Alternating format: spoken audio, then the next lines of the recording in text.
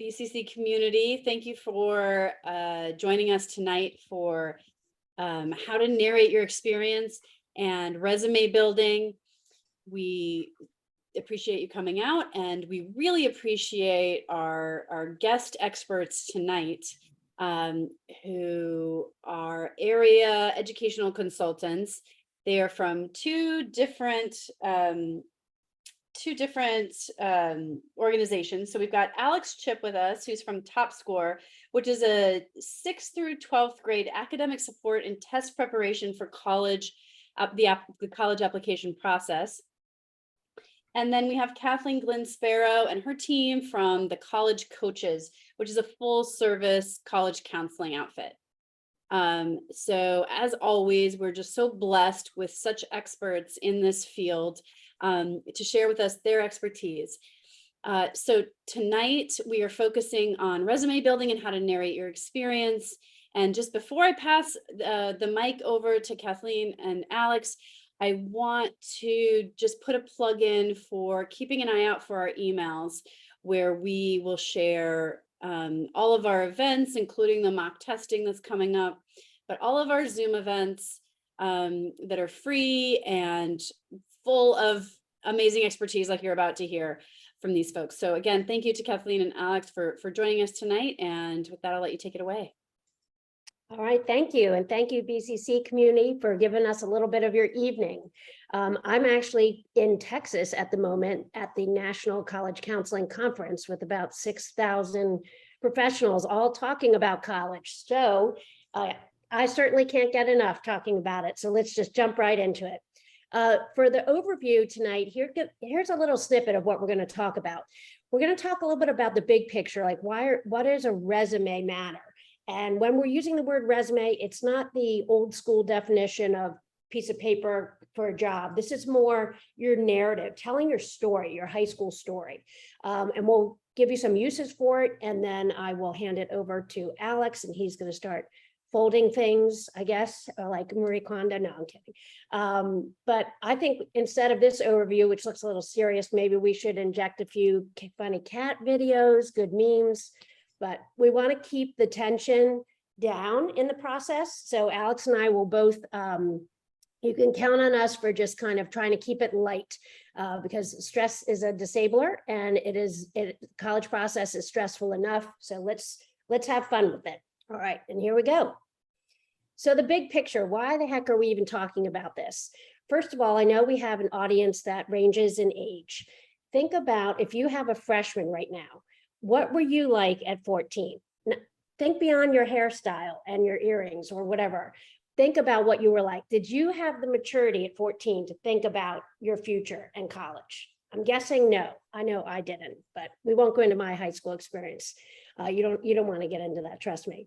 But what we want to do is give the kids a chance to be kids, and also have them explore what they want to explore. Okay. Oh, she's putting questions in the chat. I thought you were sending me a little message like I'm muted. I hope I'm not muted. What we want the students to do, freshman year should be about finding your locker, finding your friends, not finding your future. But it is a great time to kind of experiment and try new things, try a new club, try a new sport. And the focus should be on what your student is interested in,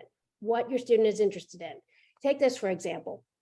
Let's say you think it's going to be a good call for junior to play tuba. So for 4 years in high school, you've got an angry teen practicing poorly the tuba in the basement because they don't want to play the tuba. And then come college, you find out there's already 4 tuba players. You should have gone with the flute, right? My point is, let them direct and decide with you being the guide, okay?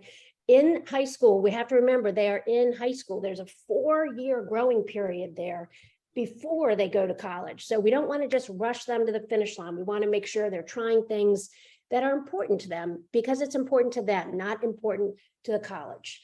The other thing to think about is don't try to get in the rep's minds and think, what would a rep want to see? Just do what you love and success will follow. You will be more likely to stay with an activity or perhaps even get a leadership role.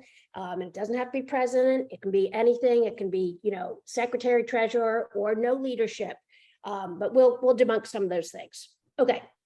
The last thing on this is your activities are just one piece of the entire application. You will have an essay, you might have an interview, you will have teacher recs, you will have your grades, right? So it's just one little piece. So don't get too focused on dressing things up. No dressing to impress needed here. All right, next slide, please. Okay, these are some pretty basic points that should be clear and concise. The reps they tell me they spend about 8 minutes reading the entire application, including the essay, which is kind of mind-blowing and depressing, right? Because your students are spending so much time on those apps and they're reading it like that. So they want a resume that's one page and just quick and to the point. You do not have to have the NIH internship or the Capitol Hill internship. I have seen so many times parents say, oh, she didn't get the NIH internship. She's never going to get anywhere. So few kids get those things, and you don't need that. You need to do what interests you. By the way, with the Capitol Hill internship, I often have parents say, oh, now they're not going to get that senator's letter. Well, if they did get the senator's letter, it would probably just say, although I've never met Billy, I hear he's a great kid. So again, let the students direct where they want to put their energy outside of the classroom. Volunteering works, taking music lessons, giving music lessons, whatever is your thing. You don't need a huge array of activities. You choose a few things that you're interested in and depth, get further involved in them. And the idea of the resume is just kind of showing who you are, what's important to you. What did you do when you weren't in class? Where did you spend your time? Did you explore new interests? Are you curious? All right, next slide. Okay, experiences. That's really what we're talking about with this resume. And it doesn't matter what the experience is. You can babysit, bus tables, lifeguard, camp counselor, anything goes. Colleges, I know I said we don't care what colleges are really thinking, but I do have to share, they really do admire and respect jobs when kids have a job, whether it's a summer job or during the year, whatever, they really do like that. Being an unpaid intern or shadowing a family friend. I have a lot of students say they're interested in business. And so I always tell them, okay, you're working at Chipotle, good for you. It's a lifetime of chips, great decision, love it. See if at your lunch break, your manager might talk to you about how the schedule is done. Or maybe your Uncle Leo or your Aunt Laverne has a marketing firm where you could go shadow for a couple of days. Not only will that help you kind of explore the business, but when you're asked on a college application, why business, you have a lot more to say than to make money, right? You can say, I'm fascinated with this. I've shadowed here, I did that. Volunteering is awesome. Starting your own business, whatever, again, interests you. Create an app, take a class, teach yourself a new hobby. It can be anything at all. And it's something that colleges are really asking us to communicate to students is if you have significant family responsibilities, not just emptying the dishwasher, which no one does in my house, but that's a story for another day. Anyway, if you have significant family responsibilities, that would mean driving siblings to appointments or things like that, helping cook dinner, those kinds of things, that also counts. All right, next slide. So there's a few don't do this, right? You don't want to write anything that you really don't know what you're talking about, because if you are asked a question, let's say you're doing a college interview and they'll say, tell me about your experience, blah, blah, blah. And you're going to be nervous. We're all nervous before interviews. And you might say, well, oh yeah, my mom just told me to put that on there. I don't really know what that means. We don't want that, right? Be honest and true to yourself. However, give yourself credit for what you've done and use active verbs and important roles if you did them. So for example, Cheese Club, member, okay, that doesn't sound that awesome. I mean, Cheese Club sounds awesome to me, but instead of member, what can you say? Did you research the cheeses of France and then put together a cheese spread one night before back to school night? Like, think about what's your passion, what's your interest, and follow that. This is something that a lot of students do. you don't need to put for this resume objectives, your high school coursework, test scores, things like that. Your objective at this point really in your life is either to get a job and get mom and dad guardians off your back, or to get into college. So we don't really need to do the objective, and it also saves space. A lot of this information too, if you're applying to college, is repeated in other areas of the application. So you don't want to just regurgitate what's already on the transcript in your app. And obviously proofread. Next slide, please. Okay, so we talked about using it for a job. When you're thinking about what to write your college essay about, which is supposed to be the face of the application, something the reps can't tell about you just from reading. So you don't want to write it on the big soccer game that, woo, we were down by whatever, and then we won, blah, blah, blah. They don't want to hear that. You also don't want to write about the torn ACL.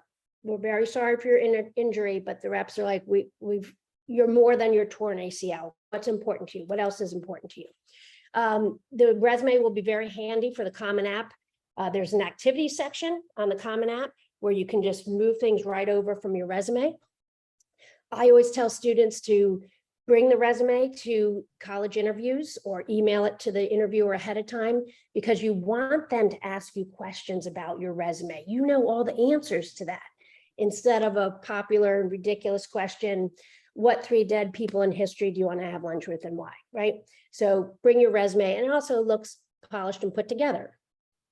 And nowadays, some colleges are allowing you to upload a resume, and it can be a very useful tool in figuring out what your interests are, just in general. All right, next slide. Okay, so in the essay, we just mentioned it should be the face of the application. So this is something that gets built up to be the end all be all, the college essay, when in reality, students have been preparing for this and will prepare for it throughout all of high school, all the writing that they're doing, all those marvelous teachers that are taking the time to teach them the craft of writing and how to say what the student wants to say. They're in training right now for the college essay. It's 650 words. It's about a page. Don't let it crush the process. It's one part of the application. But if you've had a cool experience, and it doesn't have to be, I went overseas and changed the world with 1 week of community service. Colleges do not want to hear that either. It can be about the job at Chipotle, and you had an amazing customer one day who really was phenomenal, and then you had a horrible customer, and how did that impact you? So lots of life experiences can turn into essays, and they don't have to be grandiose or very sad or maudlin. It's you. It's whatever's you is your essay. Okay. Kathleen, could I jump in here and ask you a couple questions that are coming in through the chat? Sure. The first question is, how does the resume differ from the activities section on the Common App? Okay. I heard you say that it's helpful, but could you sort of detail how they're different? Absolutely. On the Common App activities section, there are 10 slots for the activities. That sounds like a lot, and you don't have to fill all 10, but everything goes on there. Like if you babysat for a neighbor, if you mowed lawns, if you, took a summer class, it's everything outside of the classroom. So you're limited to 10 entries, which is a lot. You're also limited in word count. So it's tiny. There's not a lot of space to elaborate. So the resume, as part of the college application, can allow you to elaborate further on your roles and your growth in the organization or your depth. And also, kind of bonus is you could include links to your YouTube cat video that got 7,000 likes. Don't do that. But you can put links to you at a performance, or a link to the school newspaper that you work for, those kinds of things. So it's another way to kind of showcase what you do in a way that you have more control over. Great, thank you. And one follow-up, how far back should students go if you did something all of 9th grade? Do you include it? That's a great question too. Yes, it's for high school. I often have, it's actually very cute, and I'm allowed to slam on parents because I'm a parent. It is very cute when I have a parent say, yeah, she got best attendance in middle school. Can we put that on? Can we put that on the app? And I'm like, no, we can't. Best attendance is awesome. Go kid, go parents, go family, but no. So high school only. If it's something they joined in 9th grade and didn't really stick with it, you probably don't need to include it. But if it's something you started way before, like, you know, I've done Irish dancing, not anymore, but since second grade, then you can say from age 3 to the present to convey the length of how long you've done something. Great, thank you. Appreciate you. Okay. Answering this question. Sure.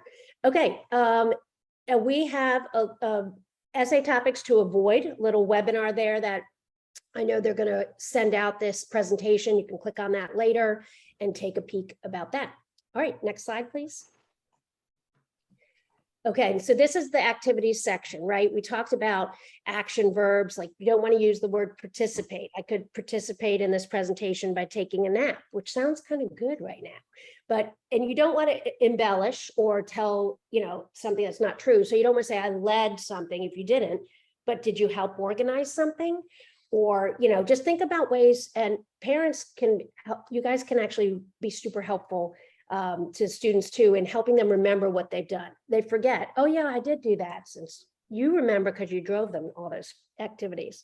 The order on the activity section is important. You should put your most significant activities up top. Significant is what means the most to you. So for some students, it might be a sport, another it might be theater, another it might be orchestra, whatever is your thing. It'll go in order.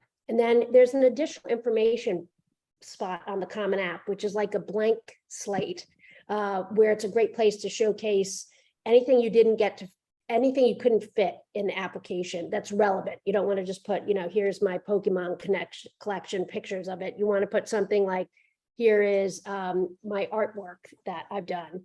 It doesn't have to be a formal portfolio, but it can be just a little showcasing. Okay, and that's particularly true for artistic or musically talented students. All right, next slide, please. All right. Kathleen, can I interrupt with a question? This is a question of my own. Sure. Yeah, dealer's choice here. I'm curious about the art supplement.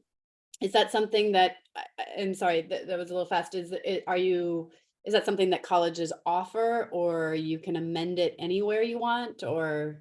Yeah, that's good. Thank you for asking that. So the some colleges will have an arts supplement, like if you are applying to an art school, for example, RISD, Savannah College of Art and Design, where they will have specific portfolio requirements. We want to see your sketches. We want to see this. We want to see that. Others will have just what they call an art supplement, where you can upload in any format you want. Like I have a lot of students do Slide Room, where they can take pictures of their work and upload it through that. So the art supplement is, some colleges offer that, not all, but it's kind of, in my opinion, it's another reason to admit and showcases another side of you, you know, your creative side. All right. Okay. I think I have just 2 slides left before I'm sending it over to Alex. I'm just keeping an eye on our time. So what should you be doing now? We talked about this at the very top. Focusing on academics still remain the #1 thing. If the student is not successful academically, and successful means different things. It doesn't mean all A's, 15 APs. It means, are they learning? Are they doing what, are they learning how they learn also? Mental health is huge. Remember, don't rush them to the finish line. They have 4 years. The whole high school experience is 4 years for a reason. They need that time to grow. Start looking at colleges early. Now, early to me, I would say, you know, sophomore year, you're going to grandma's house in Pennsylvania over the river through the woods, take a look at Bucknell and see what does a suburban campus look like. Or you've got a free Saturday, jump the metro, go down to GW and see what does an urban campus feel like. Or pop over to University of Maryland for a big state school. Even if you don't want to go to Maryland because it's too close to home. Of course, all your kids want to stay right close to home with you. Neither of mine did, but anyway, that's another story. You'll still get a sense of what a big state school is like, okay? Essays should be done ideally summer after junior year. But you know, we have seniors that are working on their essays now with us, and we meet you where you are. And we have resources for you on our site that you can take a look at. And I'll go to my, I believe, the last slide before Alex. Okay, here's a little bit about us. We are, a team of educators. Everybody has background in education. This is not a hobby for anybody. All of us have given our lives to working with students because we love it. There's no packages with us, and that's deliberate because in my opinion and experience, you don't know what you need until you're in the process. You might not need help with an essay. You might do one in English class, or you might need a little help. You might need a little more help. Who knows? And our experience is there 15 to 45 years. You can get a free introduction call on our website. And we do have all 5-star Google reviews, and hopefully no one's going to be a wisecracker and go put a 1-star review after this tonight. All right. Thanks for listening. And I'll pass it over to my colleague, Alex. Thanks so much, Kathleen. As always, incredibly comprehensive and helpful. And in talking about how we were going to sort of divide labor today, I knew that Kathleen would be so fantastic at explaining how important the depth and variety of extracurriculars are and such important do's and don'ts. And I get to do the piece where we tease out a little bit about how to achieve that depth, that variety, that scope, and achieve some of these goals, and sort of answer the question, how do I get started? Because I think sometimes when educators, when we give these kinds of talks, and we've been down there in the trenches, we sort of talk about the lofty things that you need to accomplish and don't always say, okay, well, this is step one. This is how you get your shoes dirty. So I wanted to start by just sharing a little bit about how I got into this. I'm an educator at heart. I'm fascinated by the content, whether it's ACT, SAT, or AP Calc, or narrative building for the college resume. But the most is that I love is trying to inspire students and get them to engage, be vulnerable, be invested in their own academic growth. And as parents, that is your challenge in this process. It's your challenge every day, is to get those students to engage, to be vulnerable, to be invested in that academic growth. And nowhere is this more clear, I think, in this sort of narrative building process, as they're trying to build their identity and you're trying to help them do so. And so now we're sort of on the same mission, what we're trying to do with students, and what Kathleen is trying to do with students, and what you're doing with your kids at home. Now it's all coming together. You guys just don't get paid. So apologies for that. But I hope that you can walk away from this conversation with a little bit of knowledge ammunition to take into that daily battle with your kids to kind of help them grow into the best version of themselves. So to begin, the first thing here to discuss is how to clear the decks. And so I don't know how many of you know Marie Kondo, but I'm sure you've heard of KonMari or tidying up, or but sort of this pop culture sort of phenomenon. And the idea behind it is that you move through your life category by category, keeping only those things that speak to the heart, discard the items that no longer spark joy.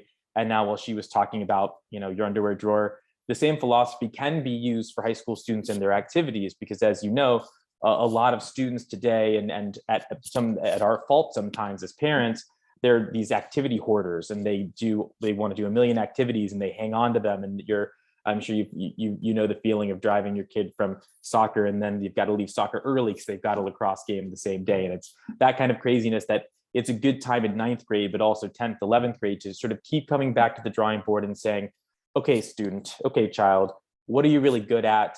What sparks joy? What do you love doing? Do you really love doing this anymore? If you don't, cut it out, or think about how you could alter it to make sure that you're spending your time really wisely and fruitfully.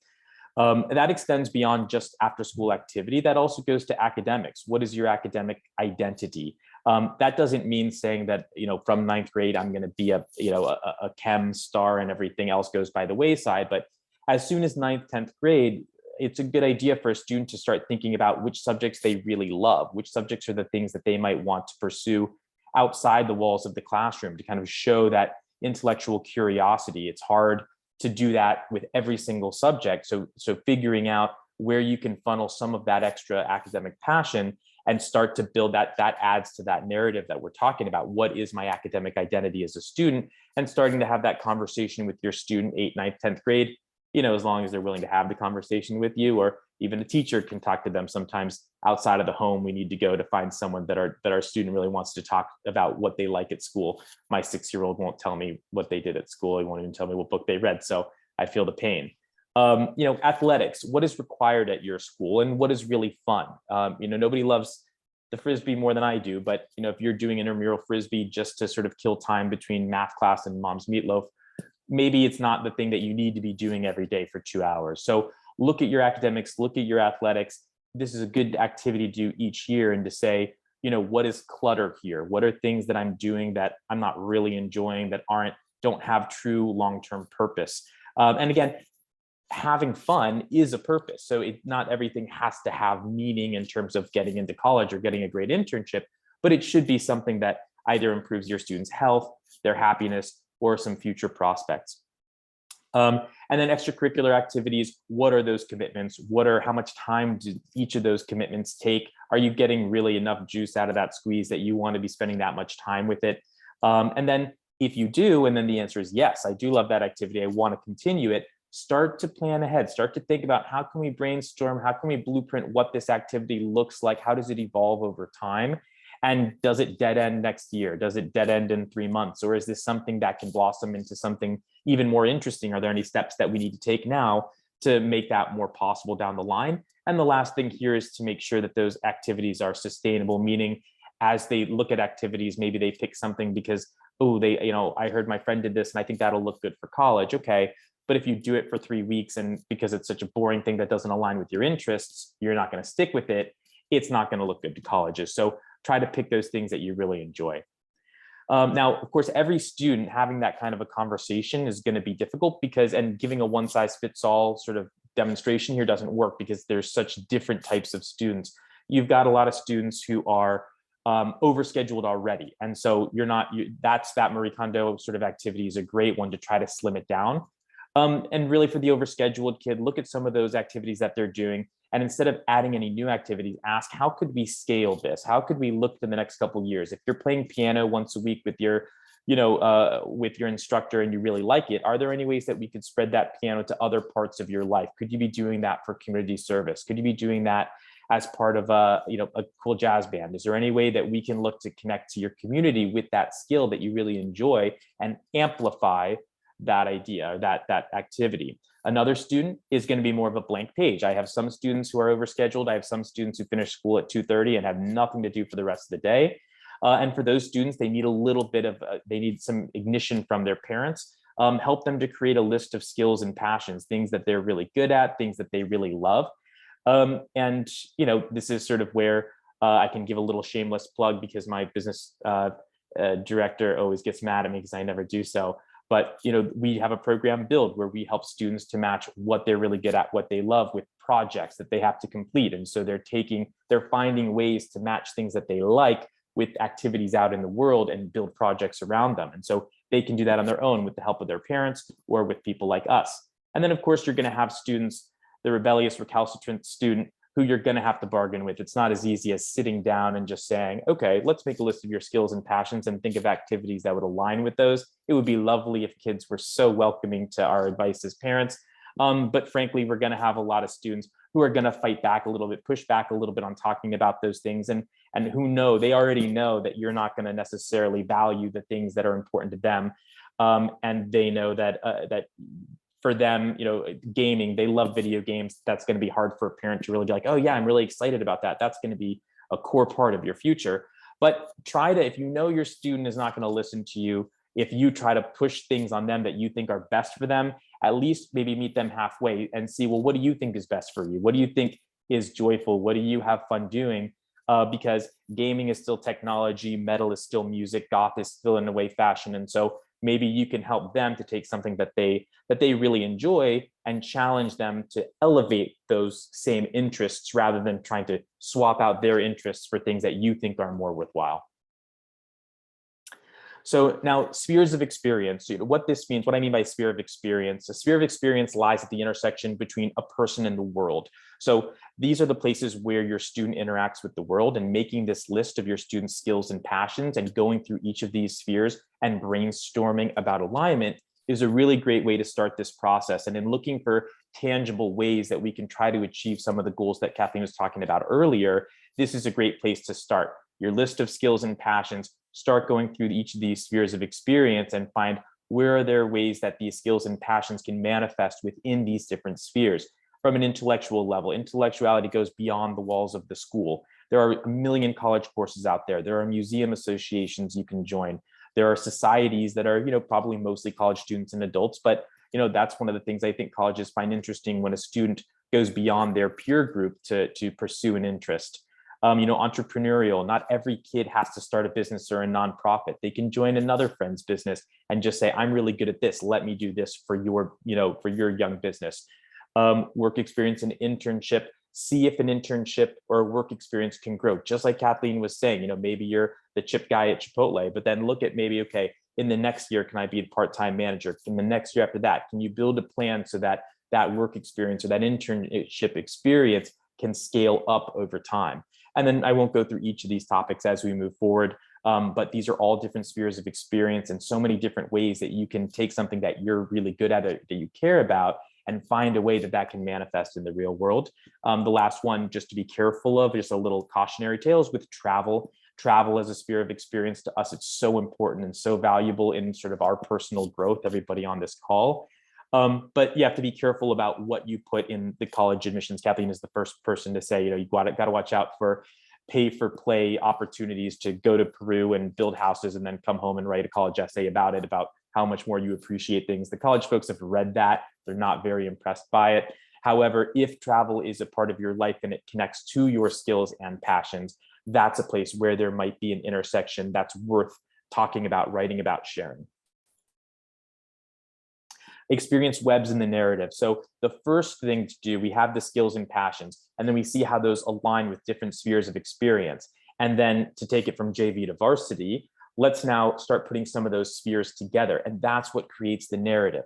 Otherwise, you've just got a skill with an experience, a skill with a different experience, and they're all these disparate sort of balls, different spheres. But when you start to bring them together, that's where we start to create what we call a narrative. And so it could be one or two skills or passions and connecting two or three spheres to show what your kind of identity is, what you're into. And that should be sustained, it should be distinctive, it should be dynamic. One example here, a student who likes science and cooking, that student can take a molecular gastronomy online course because that fuses those two interests. They can demonstrate how they want to share that passion with others, writing in the school's newspaper, and then maybe also a food publication to show they're not just checking the box for, okay, I got to write one article about it, I'll go to the school newspaper because it's easy. Go and find a way to get into a journal or into a little magazine or even an online blog. Community, be the science lecturer, be the Bill Nye guy who goes to all the first grade classrooms and creates Skittle foam for all the kids. You'll be the most popular educator in the world. And then, create a small little business with a sharp website, and you sell cutting edge amuse-bouche bites, because what else are you going to do with all that Skittles foam?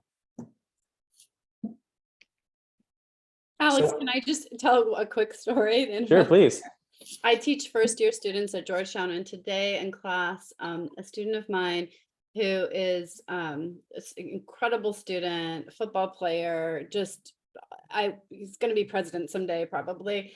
And he told a story about working in the Mexican restaurant in his town in West Virginia, where he's from, and being not only learning more Spanish than he ever learned in 5 years of study in school, but then also really spoke very movingly about his experience of learning about a different culture and being accepted just by a different group in town that he didn't previously have contact with. And it was really just, this was just narrated in class, but I was thinking, God, that's just such rich experience that I think would come across well, the right essay writer.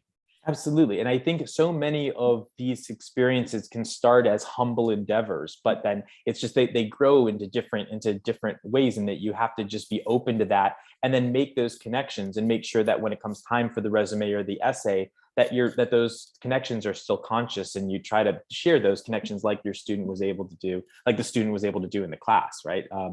I think that's so fascinating. My nephew is 13, and he's part of this little climate club. And they've got this famous mentor in California, and he's so inspired by this guy. And, no, his mom didn't tell him, you should do the climate club because it looks good for college. He just he cared about it. So he joined it. And now this guy inspired him so much that now he has a mentor. And so now that's two different spheres of experience. There's this club that he's in, and then he's got this mentor who he connects with. And that mentor maybe one day even writes, a letter of recommendation for him because he knows this kid and he knows how passionate he is about it. And so again, one activity sort of spreads and webs to other related things. And that's sort of what I'm talking about with this web and how that can contribute to the narrative. Other case studies, again, about how how different spheres can sort of come together. You might, most of these actually, these are almost all actual students who I've had, but a gamer video game kid who does, comp sci, exhausts all the comp sci classes in high school and so does college credit comp sci classes, and he's on the robotics team, works at GameStop because he loves video games so much. And then, that only thing there that wasn't completely organic was, I said, well, why don't you, instead of volunteering at the soup kitchen, which is of course a noble endeavor, but you've got this skill, why don't you see if there's a way that you can go and teach basic coding to underprivileged youth, which is such a unique opportunity for them. And again, spits that narrative. And he had more fun doing it and probably made a bigger impact on some really young kids. And the same way with an athlete can channel interest in athletics into academics and anatomy courses. And then again, volunteering again along those same lines. And then at the bottom, a fashionista dog lover who works at H&M and volunteers at the shelter and is also a decent writer and can create her own fashion blog.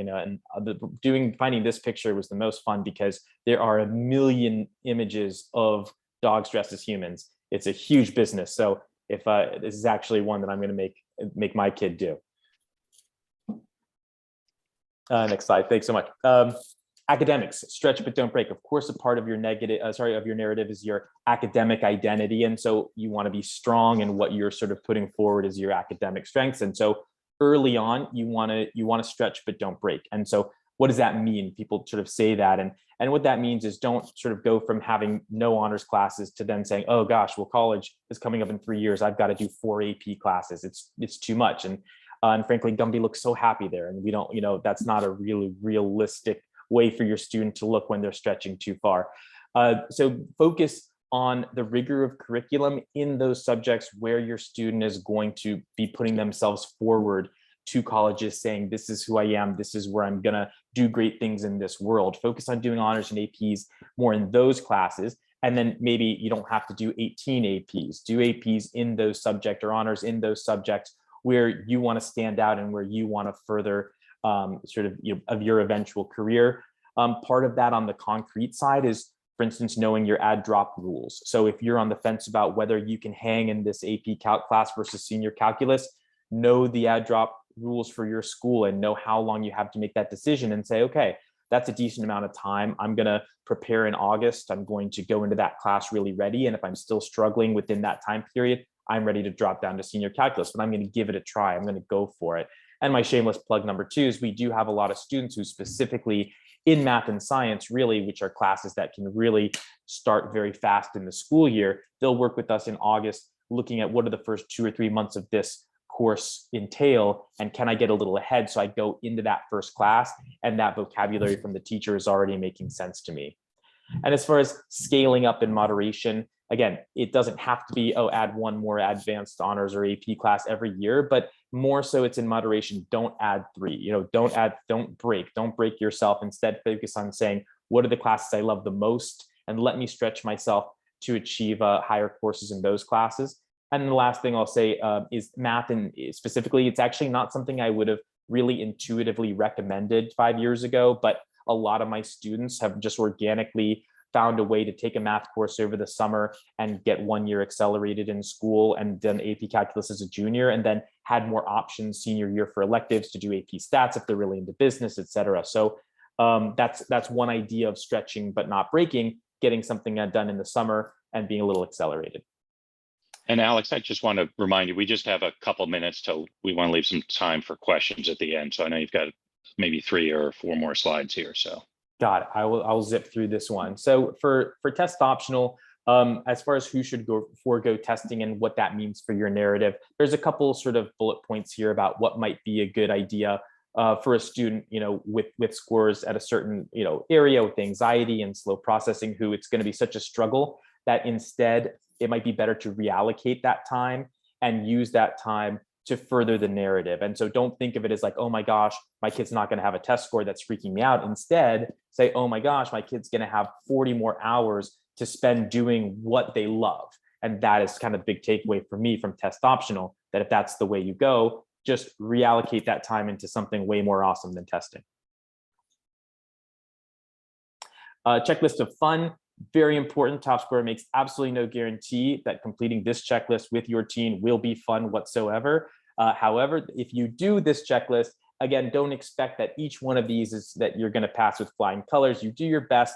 We aim high, fail high. If you go through this checklist, it's basically taking you through that whole presentation that I just did, and it's going to make you either much closer or get you eye rolled out of the room, off the planet by your teen. But at least give it a try. Go through these steps. You're going to get a better sense of who your student is. Hopefully, they get a better sense of who they are, who they want to be, and you're going to inspire them. Again, not to get into a better college, but rather to do activities and invest themselves in activities that they really love and they're great at. And if you do that, that is going to help them get into college. And then as far as, why to work with us, I gave already my 2 little plugs, so I'll sort of let this sort of stand for itself. We've been doing this for a long time. I've been doing it for almost 20 years. I love it. I teach 6 days a week still, and all the things that I believe about education and about inspiring students goes into everything we do and every program we do. And all of our tutors are sort of like-minded and have that same passion for your kid and building relationships with your family to further these kids along in their journey. So that's my spiel. We have a few at the, if you're interested in the, a couple of those examples, if that molecular gastronomy, for instance, if that sort of spoke to you as sort of a kind of a case study for what does it look like to have some of these different spheres of experiences to intersect. In the appendix, if you look at this document afterwards, I put 3 more kind of examples like that just for brainstorming purposes, but that'll be part of the document that you can access after the talk.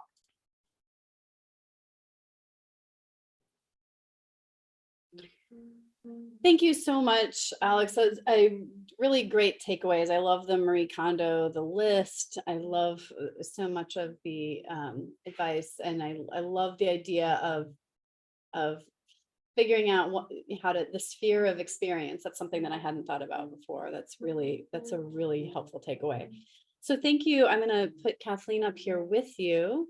I'm going to add the spotlight. And here's a question.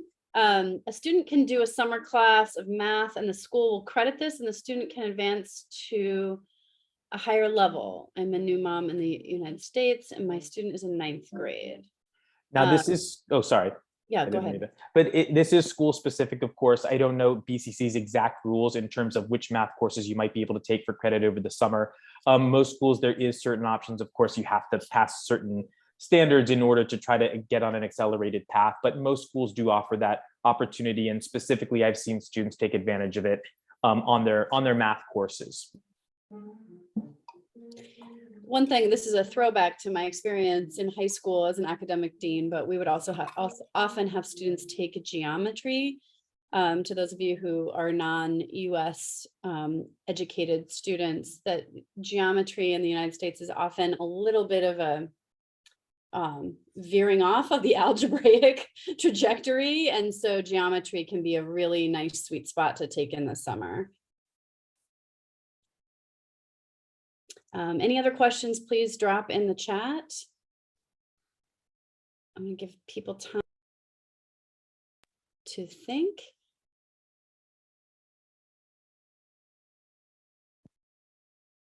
I guess one question I have we could think about, I think we've done a lot of good groundwork for thinking ahead, and we've got some 9th grade parents in the room, but I'm wondering if your kid is a senior and you're in go time right now and maybe feeling a little bit behind. Do you have any advice for that rushing moment? Yes, I do. I have advice for everything. How much time do you have? Yeah, I would remember too that the most important thing is your relationship with your child and your child's health and happiness. So they know when we're stressed, and a parent getting worked up, oh, you should have done this, you don't have any leadership, that's not helping. Think of ways now that you can help the student get to the finish line. Maybe that dishwasher that we talked about, maybe you can undo it and let the kid go work on their supplements or their essay. And I think too, sometimes as parents, especially in the DMV area, we can kind of work each other up. also. So, oh, what you're applying to that school, that's my kid's safety school. What? You're not helping the whole crazy area. So just tampering it down. And in my experience too, with working with seniors at this point in the year, the best antidote for stress is action. Okay, you haven't started your college essay. Let's make a plan. Can't start it tonight because you've got an AP test tomorrow, or you've got to work tonight at your job, or you've got play rehearsal or whatever. But how about Saturday afternoon? Can you book some time for that? Just kind of helping them manage it, because sometimes it gets to be a little overwhelming, and then that stress they stop because it's ostrich and head in the sand. They can't move forward. So just supporting and seeing what they need. What do they need from you? Great, thank you. I've got a couple other questions in the chat that are just coming into me. And I love this one. Can you talk about if your kid is not a leader and just likes to do a lot of different activities? How do you work with that? Yeah, not everyone can be, sorry, Alex, did you want to take this? Okay. Not everyone there's not room for everyone to be president of their class or lead an organization. And it's not in everyone's personality.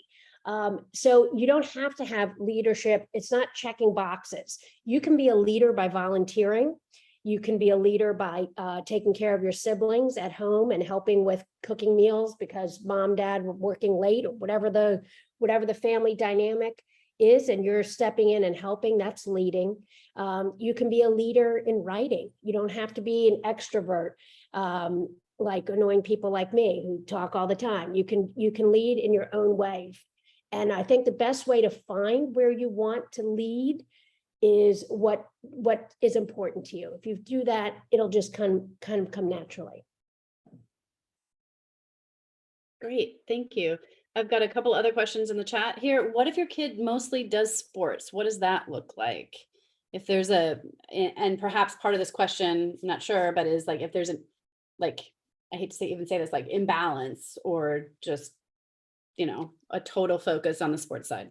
Yeah, absolutely. So colleges actually respect activities like athletics that take a great deal of time, because the student is demonstrating that he, she, or they can balance the rigorous curriculum that they're hopefully taking. And again, not 50 million APs, but where challenging, where appropriate, like Alex said, stretch, but don't break, that they're balancing the demands of school with a time, a 3-hour football practice or whatever the sport is. So it's okay to be angular is one of the terms that's getting tossed around a lot. Years ago it was you were supposed to be a Renaissance kid, do a little bit of everything. Then it was like, no, you just play that tuba. So they want you to do what you love. And if you're an athlete, that's fantastic. You don't have to check every box and you do this and you do that. Just do what you love and success will follow.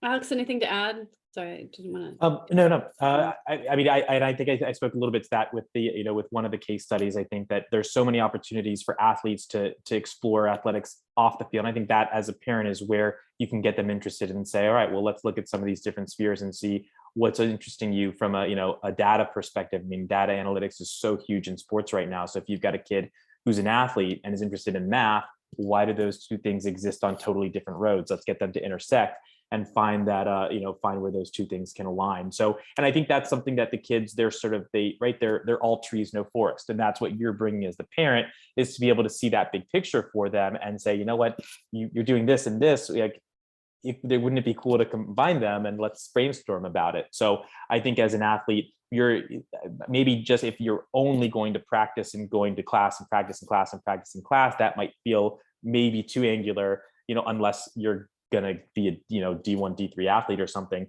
But if you can start even just finding little ways out off that field to show you how your interest aligns and how that athletic ability or interest will make you a dynamic person on campus at the college, I think that is where you can start to still be focused on sports, but just show a little bit more depth. Awesome, thank you. A couple more questions here in the chat. For a gap year, any thoughts on what type of activity is valued from a college perspective? Yeah, there's been a huge pendulum shift towards gap years being a great thing. I know when I was applying to colleges, gap years were basically grab a backpack and go explore the world and find yourself. Now colleges actually really respect when kids take gap years. They look at it as a sign of maturity, that they know themselves and they think they need a little bit more time. There's an entire association, the Gap Year Association. You can just Google it. They have gap year fairs. The experience, again, it should be something that is of interest to the student. Typically, colleges will have you get, if you apply and get accepted to a college and you want to take a gap year, they have a very straightforward process for asking for a deferral, where the college will hold your spot while you do your gap year and come back. But it can be anything from working a job to going to a different country to anything at all. And I would encourage you to look at Gap Year Association for some pretty fascinating programs.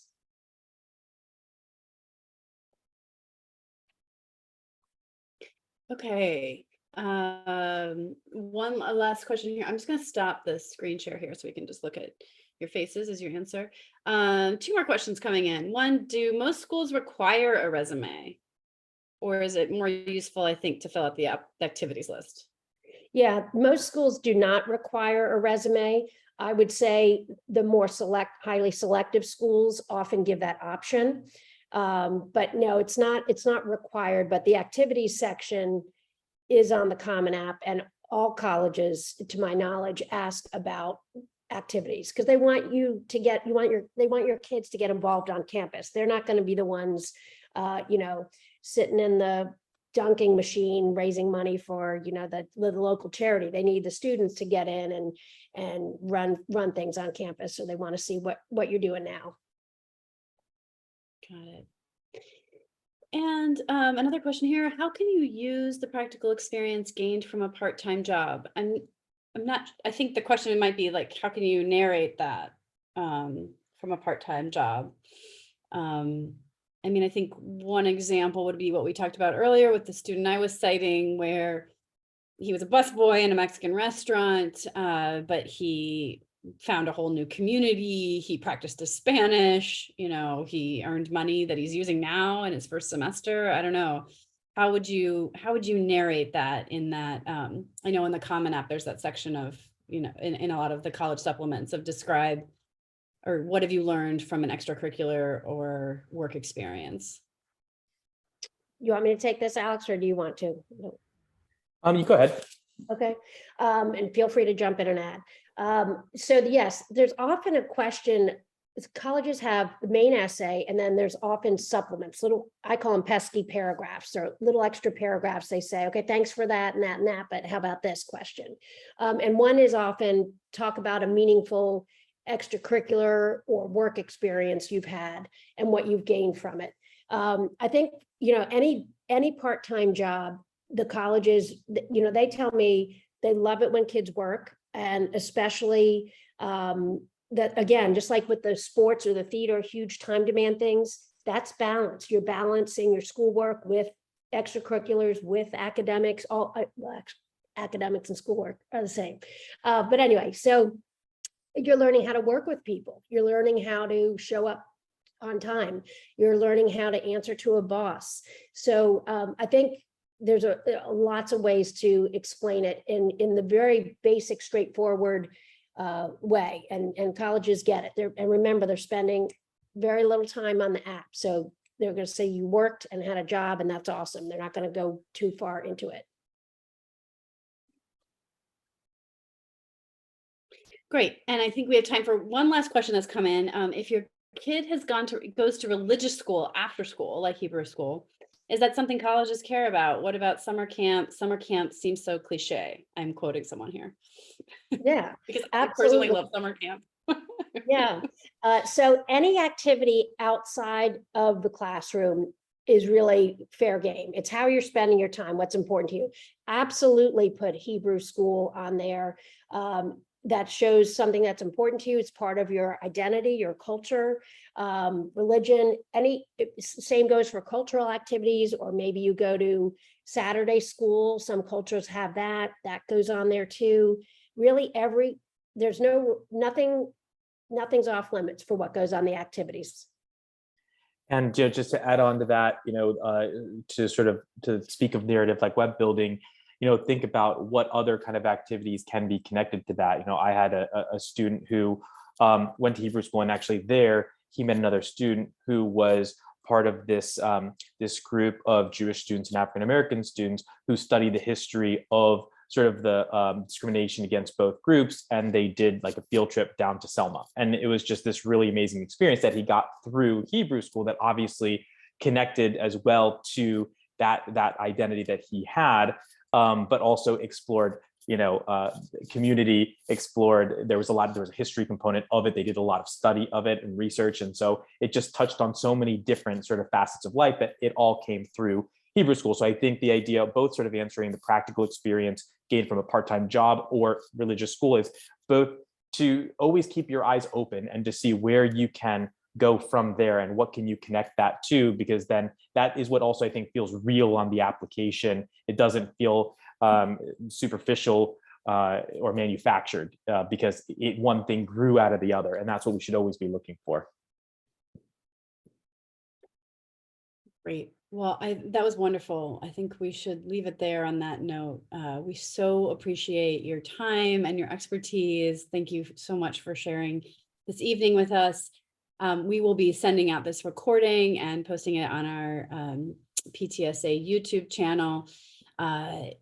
If anyone wants to get in touch with Alex Chip of Top Score or Kathleen Sparrow at the College Coaches and her team, please, you can reach out to our email where you got this link, or Tina or myself or Rachel Strong, who's on the meeting as well. We'd be happy to connect you, but we just so appreciate you making this free and available to all of us as we try to learn everything we can to support our kids. So thank you so much. And thanks to everyone for coming tonight. We appreciate it.